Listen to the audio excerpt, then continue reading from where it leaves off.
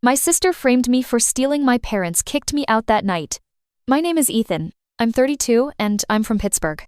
I'm going to tell you a story that still feels unreal when I say it out loud, because it happened fast, like a door slamming. I grew up in a house where the rules were simple. My parents valued respect, my sister Brooke valued attention, and I learned early that peace mattered more than truth. Brooke was the golden child in a very specific way, not because she got perfect grades, but because she had a talent for turning any situation into a crisis, and then letting everyone else clean it up. When I was 19, I was doing community college and working evenings at an auto parts store. I didn't party much. I didn't have big dreams. I just wanted stable. Brooke, meanwhile, was finding herself. She changed majors twice, changed friend groups every few months, and my parents kept saying she just needs support. Here's the detail that matters. My parents kept a small emergency stash of cash in a locked metal box in their closet. Not a fortune, just enough for a car repair, a medical bill, something like that. It was their security blanket. One Tuesday night in October, I came home from work, and the whole house felt wrong. No TV, no dinner smells. Just silence and tight air. My mom was at the kitchen table, arms crossed. My dad stood by the counter like he didn't know what to do with his hands. Brooke was on the couch, wrapped in a blanket, eyes red like she'd been crying. My mom said, "Sit down." I sat, still wearing my work hoodie. My dad wouldn't look at me. My mom said, "The cash box is empty." I blinked. "What?" Brooke sniffed and said, "Just tell them, Ethan, please." I stared at her. "Tell them what?" My mom's voice rose. "Don't play dumb." My dad finally spoke. "We're not doing games. Did you take it?" The room tilted. I said, "No."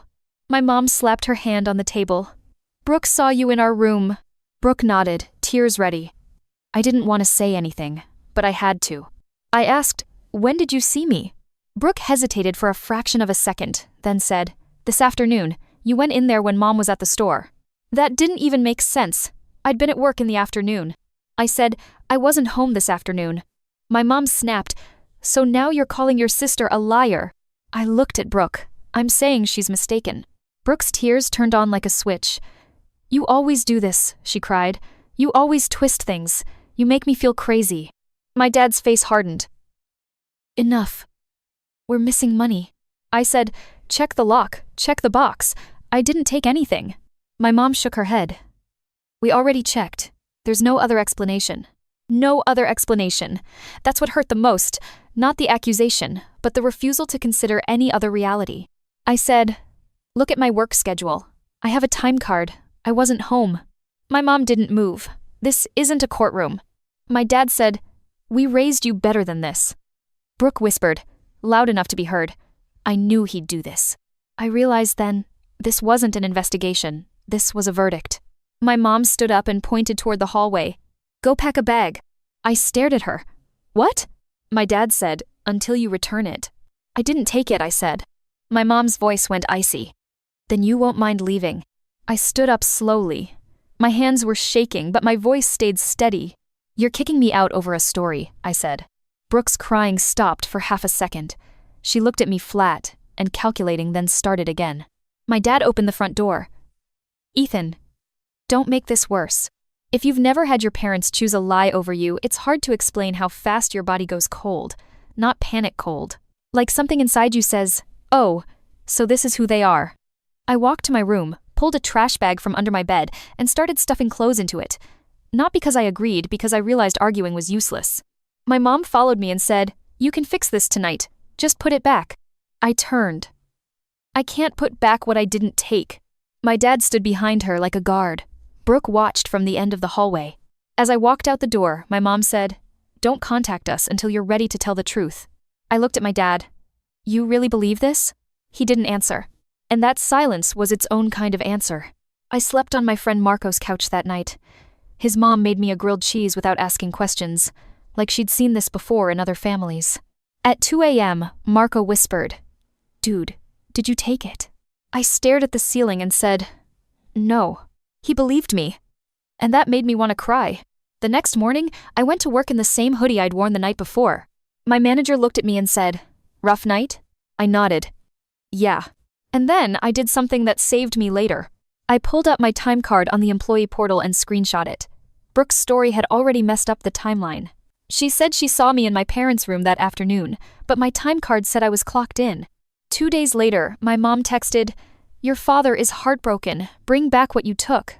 I replied, "I didn't take it. Please check my work time card for the day Brooke claims she saw me." No response. Instead, my dad texted, "Stop manipulating. Return the money." I screenshot both texts and saved them.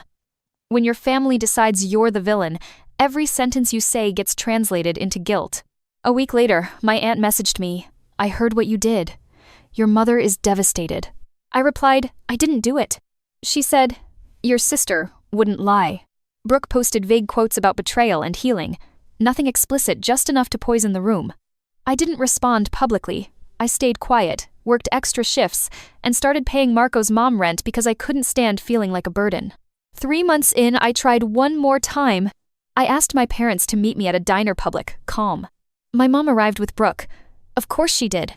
My dad ordered coffee and wouldn't look at me. I said, "I brought proof I was at work when Brooke said she saw me." My mom didn't even glance at the printout. "Ethan, we're not here to argue." "I'm not arguing," I said. "I'm showing a timeline." Brooke laughed. "He printed a timeline." Then she leaned toward my mom and said, loud enough for me to hear, "See? This is what he does. He's obsessive." My dad finally looked up. "Are you admitting it or not?" I stared at him. "No." My mom stood up. "Then this is pointless." And they left. I sat there with my untouched fries and realized something that hurt more than the accusation. They didn't want the truth. They wanted submission. I didn't go to the police. It was cash. No cameras. No paper trail. And honestly, I was 19. I was trying to survive. I wasn't trying to destroy my family. I still thought they'd come around. I spent the next year building a life without them. I transferred schools, worked mornings and evenings, moved into a tiny basement apartment with a window that faced someone's feet. Slowly, I stopped flinching every time my phone buzzed. Then, a year and a half later, I got a message from Brooke that didn't match the story at all. "Hey, you still mad?" I stared at it for a long time. Because that isn't how you talk to someone you believe stole from your parents. That's how you talk to someone you know you framed, and you think time erased it. I didn't respond. 2 days later, she messaged again. "I need a favor. Don't ignore me." I replied, "What favor?" She said, "Can you co-sign for my apartment? It's just paperwork."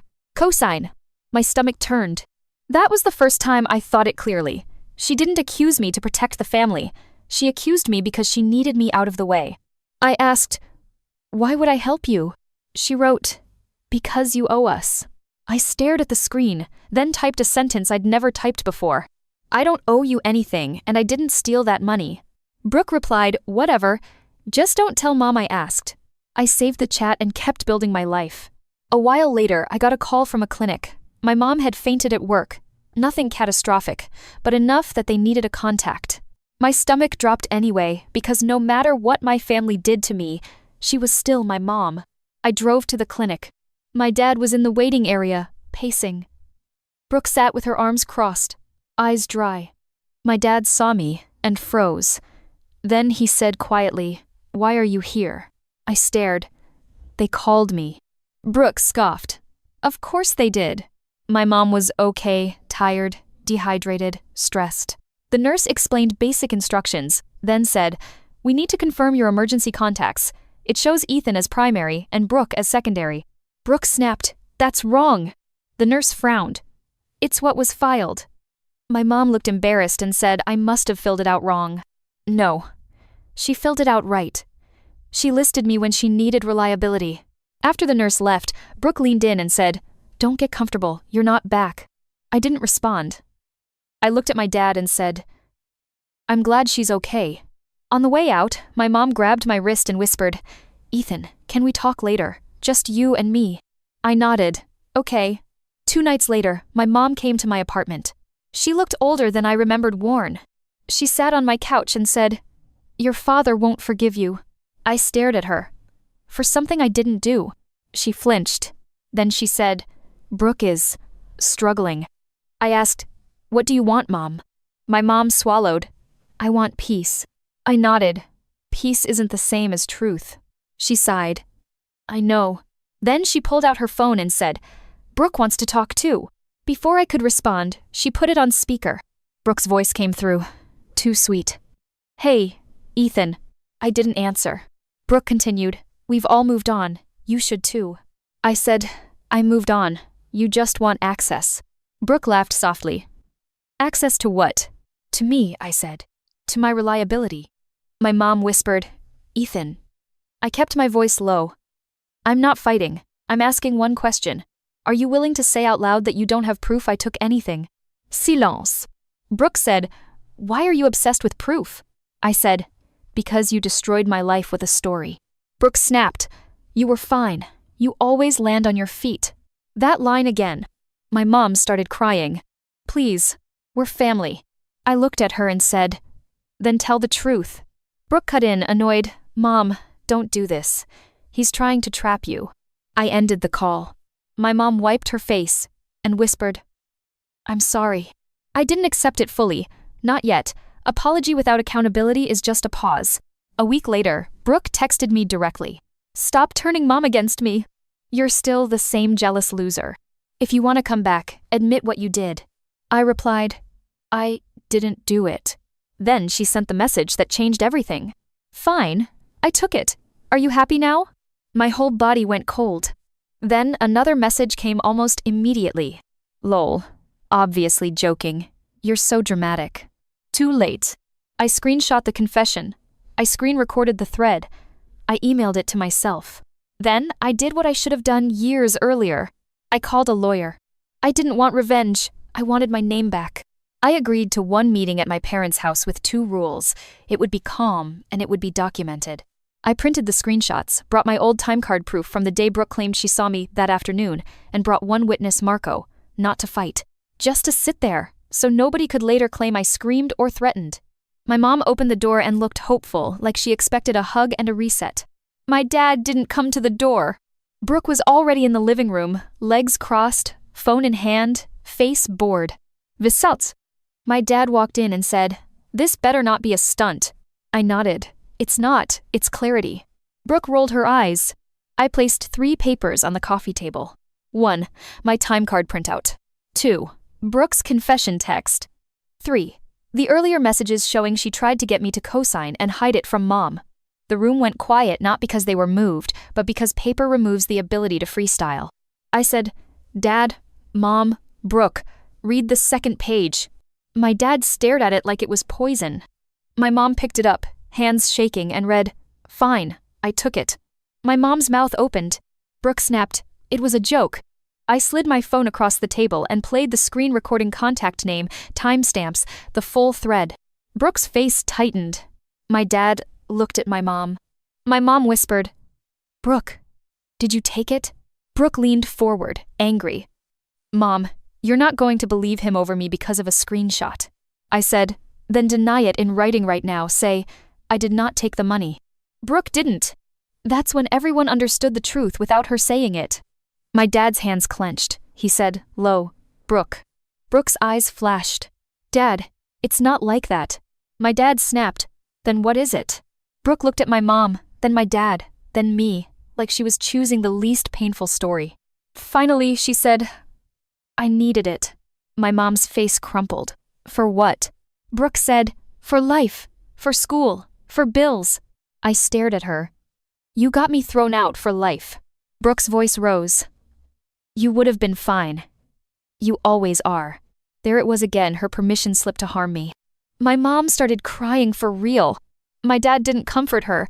He just stared at Brooke like he'd never seen her before. Then my dad turned to me, voice cracking, Why didn't you come back sooner? I answered, I tried. You didn't listen. My mom whispered, We threw you out. I nodded. Yes. Brooke pointed at me. He's enjoying this. I looked at her and said, quietly, I'm mourning it. My mom said through tears, I chose the easier story. I swallowed. It was easier to believe I was bad than to believe Brooke hurt you. My mom nodded. My dad stood up, walked to the hallway, and came back with the old metal cash box. He set it on the table with a loud clunk. He said, Open it. Brooke's face went pale. Why? Dad said, "Open it." Brooke opened it. Inside was an envelope newer than I remembered. My dad said, "Your mother kept notes, dates, amounts, because she was scared." My mom whispered, "I didn't want to admit it." Brooke stared at the notes, and for the first time she looked small, not sorry, just cornered. My dad said, "You let us destroy your brother." Brooke snapped, "You were going to destroy me." My dad replied, quiet and lethal, "You destroyed yourself." I didn't feel victory. I felt grief. Because this was the family I wanted finally telling the truth, after it had already cost me years. I stood up. I said, "Here's my boundary. I'm open to rebuilding with mom and dad slowly, but Brooke is not part of my life until she shows consistent accountability, no pressure, no guilt messages, no family peace speeches." Brooke laughed bitterly. "So you're punishing me?" I replied, "I'm protecting myself." My dad nodded once. My mom cried harder. After that meeting, my parents tried to move fast like speed could undo years. My mom called every day for a week. Sometimes she apologized, sometimes she cried, sometimes she drifted back into, "But Brooke is struggling." I stayed calm. I repeated the same line. "I'm not discussing Brooke unless it's accountability, not excuses." Brooke tried to rewrite it anyway. She texted relatives, "Ethan is exaggerating. It was a misunderstanding." My aunt asked me directly, so I sent her the screenshot, just the confession line, with privacy protected. My aunt replied, "Oh." A month later, my dad called. He said, "Brooke isn't paying. She's refusing." I said, "Okay." Dad exhaled. "Your mother wants to cover it." I replied, "That's her choice, but it won't buy Brooke access to my life." Dad was quiet. Then he said, "I know." Then he told me something that surprised me. "We're changing our will." Not as revenge, as a consequence. For the first time, my parents attached consequences to the golden child. Brooke found out and exploded. She called from a new number, screaming voicemail about betrayal, about "you owe me," about "I only did what I had to." I saved it, then I blocked the number.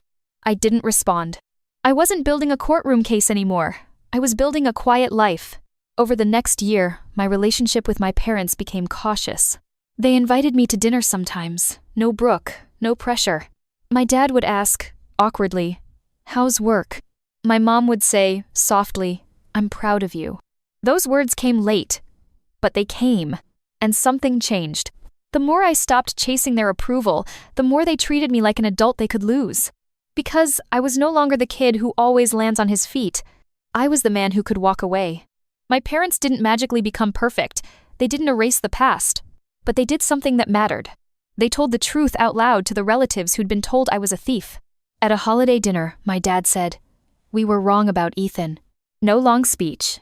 Just that. My mom added, "We made choices we regret." And the room went quiet, not because it was dramatic, but because it was rare. Brooke didn't attend that holiday. She distanced herself when she realized the family wouldn't protect her story anymore. And that was the real loss for her. Not money, the audience, the system, the automatic forgiveness.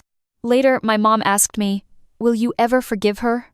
I answered honestly, "I can forgive her privately and still keep her away from my life. Forgiveness isn't access." My mom nodded slowly, like the concept was new. The last thing I'll tell you is the part that actually healed me. One day, I found an old photo in my phone from when I was 19 of me sitting in my car after getting kicked out. Trash bag. Red eyes. A caption I never posted. It said, "I didn't do it." I stared at it and realized that kid didn't need justice speeches. He needed stability. So I gave it to him years later by living well, staying consistent, and never letting my family rewrite my reality again. My sister's false accusation threw me out of my home, but the receipts, quiet, boring, undeniable, gave me something back. My name, my dignity, and a life that doesn't require anyone's permission. If you've ever been falsely labeled in your own family, hear this. You're not crazy for wanting proof, and you're not selfish for wanting boundaries.